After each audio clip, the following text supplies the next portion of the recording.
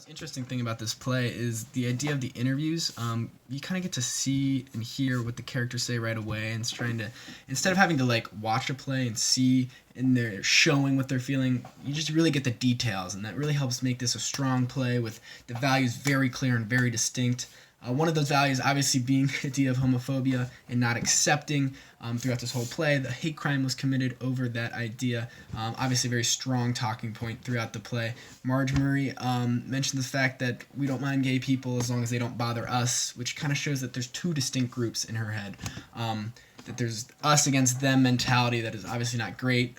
Shannon mentions later in the play that the whole town is responsible for the murder of Matthew because of the way the community raised these men and the way that everyone looks upon homosexuality within the community. It's a sort of ignore instead of accept, which kind of led to the murder of Matthew, which is a theme throughout the entire play as well. And the idea of religion obviously is very represented within this play. Very religious town, a lot of different religious leaders seen. I mean, you can see Meade Johnson, he's super accepting, super really LGBTQ community type person. Even Roger Schmidt wants to organize a vigil. He's accepting of it. But then you also see the Baptist minister who is saying, borderline, you know what, it was his fault he got killed.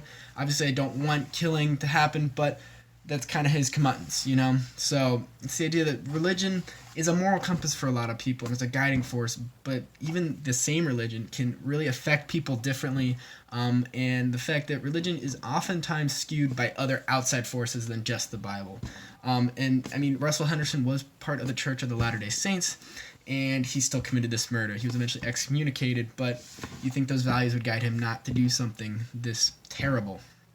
And that kind of leads me into reading with a pencil. I didn't really know much about Mormonism, Church of the Latter-day Saints. I think it serves as a great foil for this play, really.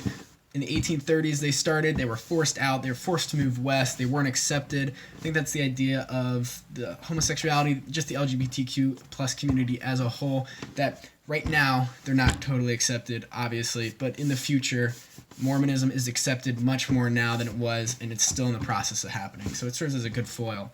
Then question 4 about the idea of acceptance and tolerance. I think the town really just tolerated them. I mean, again, the Marge quote about as long as they don't bother us. I mean, the driver for Matthew driving him around is thinking to himself, I'm sure there's other people in this town. I hope that they find support. But instead of being proactive, being an ally, as we like to call it today, it's impossible for any forward progress to be made.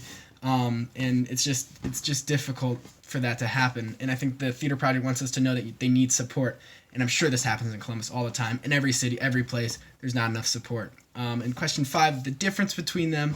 I mean, obviously, right away we hear about the murder. We know the action of everything. We're interviewing people, stuff like that, which is different than the more typical story structure from before. There's a lot of characters in this, maybe 5 characters in the last play read, over 20. And then the subplots, I mean, Reggie Flutie, who maybe had HIV, maybe didn't, we don't know until the end. She had her own story of she saved him, and she risked her life and everything. So it was kind of cool to see different subplots. And questions I'd leave the group with is there a better way to inspire talking points besides like a murder or something? And how does any Christian faith justify the death penalty?